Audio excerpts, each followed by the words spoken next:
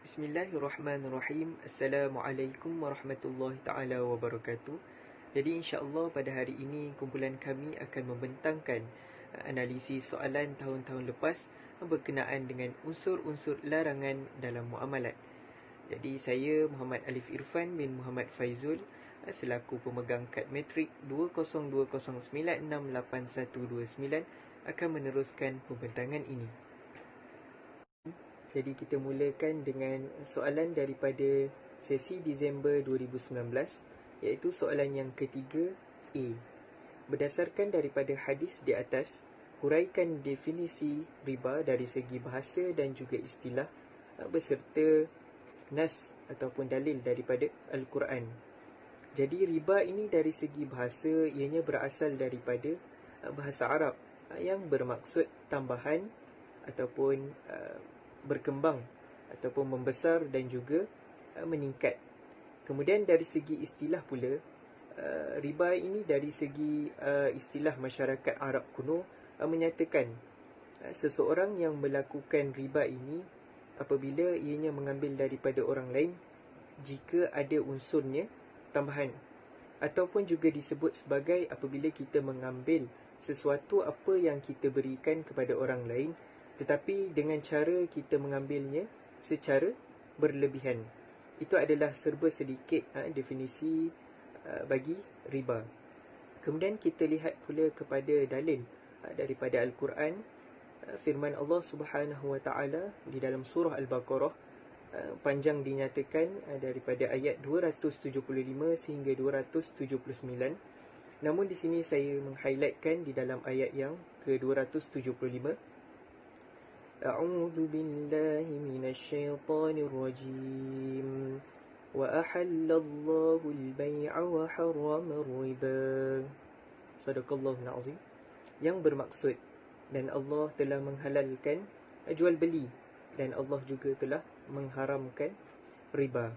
Jadi jelas daripada ayat ini kita mendapati bahawa Allah memberi keizinan kepada kita untuk berjual beli, namun Allah mengharamkan kepada kita untuk melakukan riba. Okey, baik.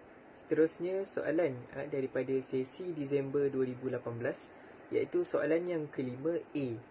Daripada hadis di atas, bincangkan 4 jenis riba. Okey, jadi riba ini mempunyai 2 bahagian, di mana setiap bahagian tersebut terbahagi kepada 2 jenis.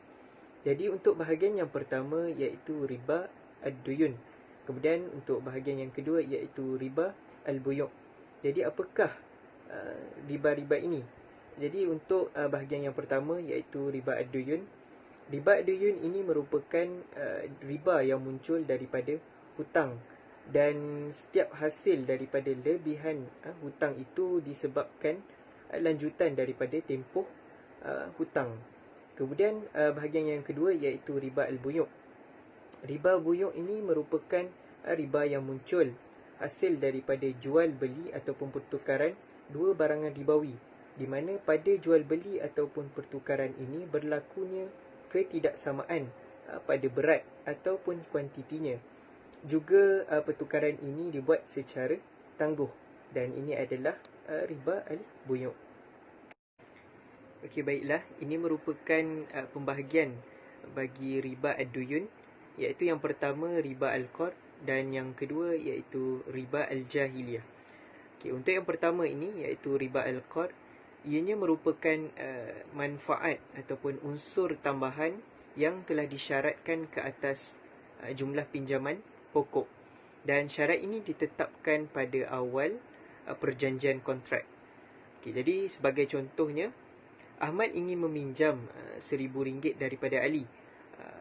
Namun Ali menetapkan syarat bahawa Ahmad ni perlu membayar balik dengan jumlah RM1,200. Maka lebihan RM200 itu merupakan riba jenis al-qard.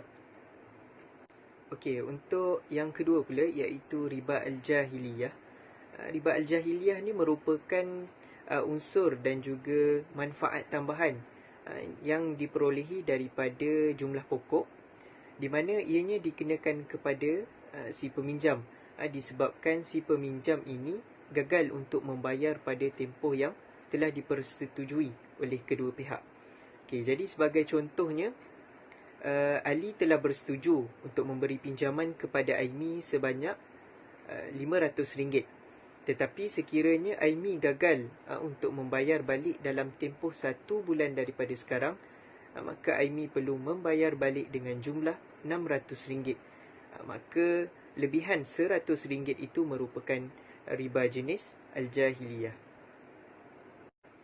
Okey, seterusnya kita lihat pula kepada pembahagian riba Al-Buyu'. Riba Al-Buyu' terbahagi kepada dua. Yang pertama iaitu riba An-Nasa' dan yang kedua riba Al-Fadl. Untuk riba An-Nasa' ini, ianya merupakan jual beli ataupun pertukaran dua barangan ribawi yang sama jenis namun dilakukan secara tangguh. Okay, contohnya, Aminah ingin membeli emas seberat 6 gram dengan harga RM1,000 dan dilakukan secara tangguh. Maka ini adalah jenis riba An-Nasa' daripada riba Al-Buyu'. Seterusnya adalah riba Al-Fadl. Riba Al-Fadl ini merupakan jual beli ataupun pertukaran antara dua barangan ribawi yang sama jenis namun berbeza pada kuantiti dan juga beratnya. Sebagai contoh, Aminah ingin menukarkan 10 gram emas jenis 916 dengan 12 gram emas jenis 750. Jadi pertukaran ini adalah haram kerana sepatutnya kedua-duanya mestilah sama berat walaupun tidak sama jenis. Bismillahirrahmanirrahim. Assalamualaikum warahmatullahi ta'ala wabarakatuh. Alhamdulillah, saya sebagai pembentang yang seterusnya yang bernama Amar Daniel bin Ibrahim, pemegang nombor metrik 20209889095. Okay, Alhamdulillah, pada hari ini saya akan membentangkan soalan-soalan lepas yang berkaitan dengan unsur larangan dalam muamalat, iaitu berkaitan dengan gharar. Okey, seterusnya kita pergi kepada soalan-soalan lepas kita yang pertama, iaitu terangkan maksud gharar. Okey, secara umumnya gharar ini apa? Okey, gharar ini merupakan suatu ketidakpastian yang berlaku dalam jual beli itu yang boleh mengundang kepada bahaya ataupun masalah kepada sesebuah pihak itu.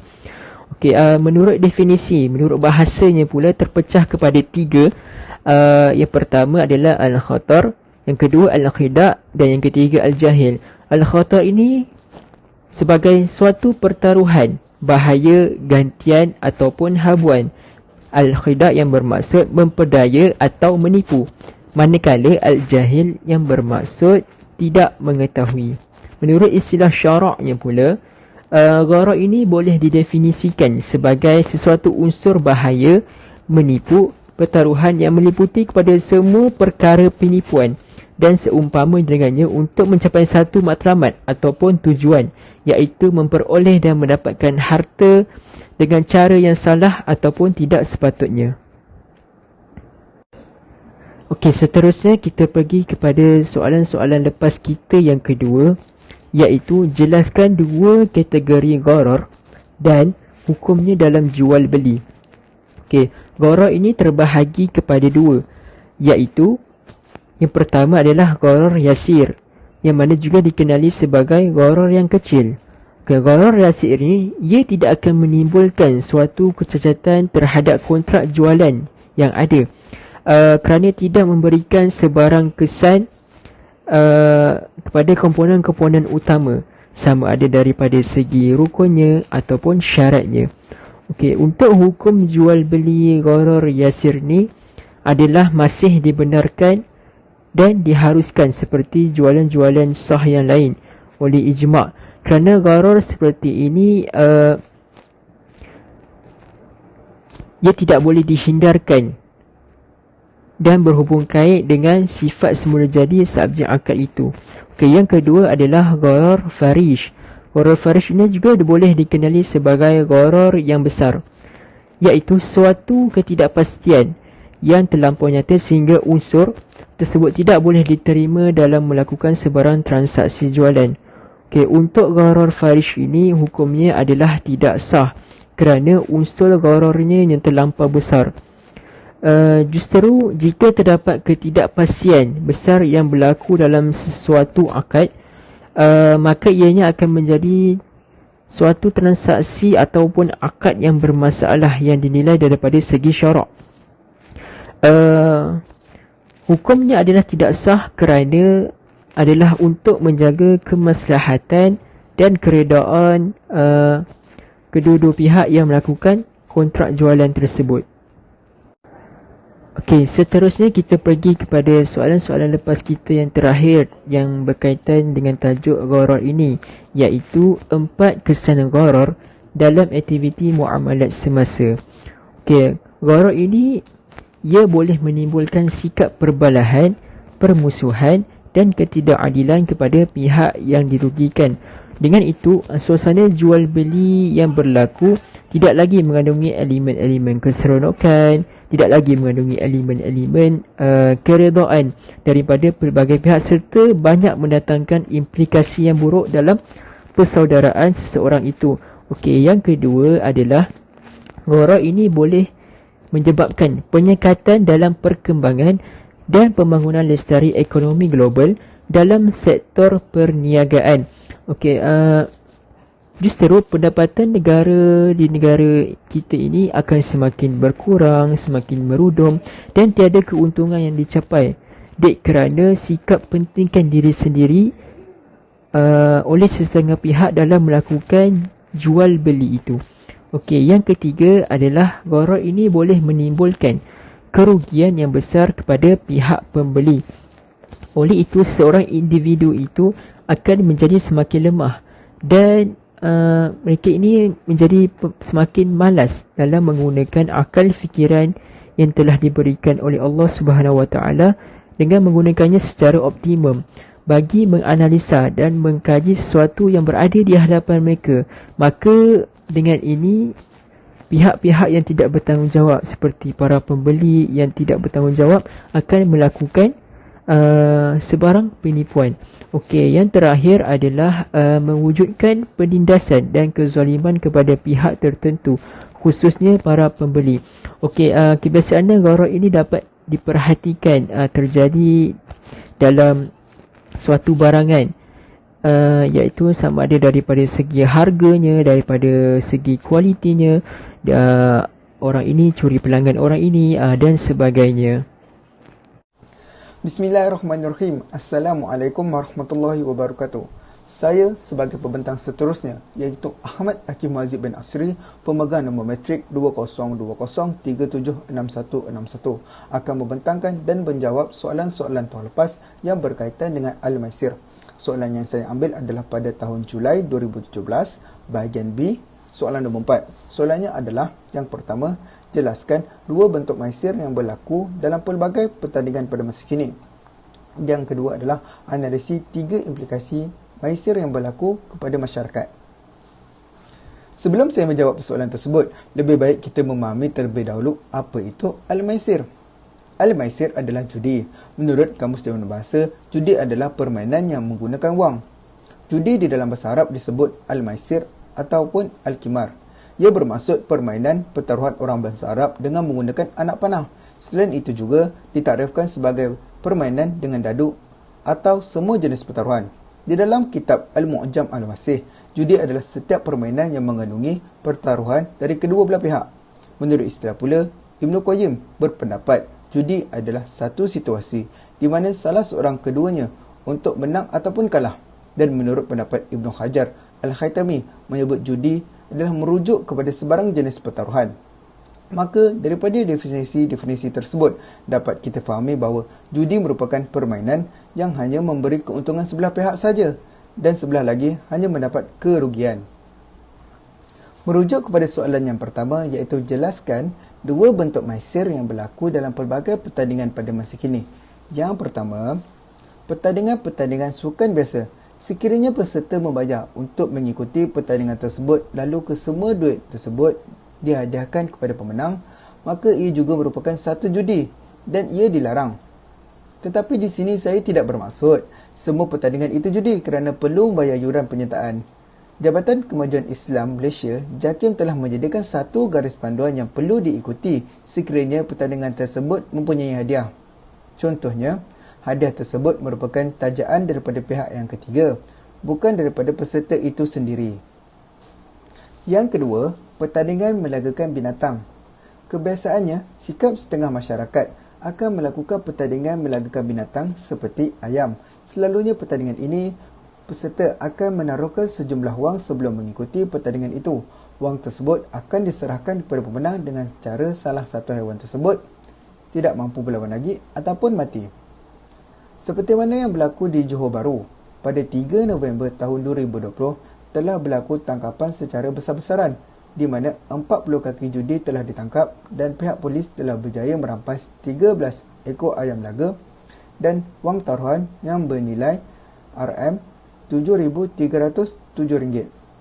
Pada hakikatnya, pertandingan seperti ini adalah haram, sama ada yang melibatkan pertaruhan wang ataupun tidak. Soalan yang seterusnya adalah analisis 3 implikasi maisir kepada masyarakat. Yang pertama, mengalami kehabisan wang dan sumber.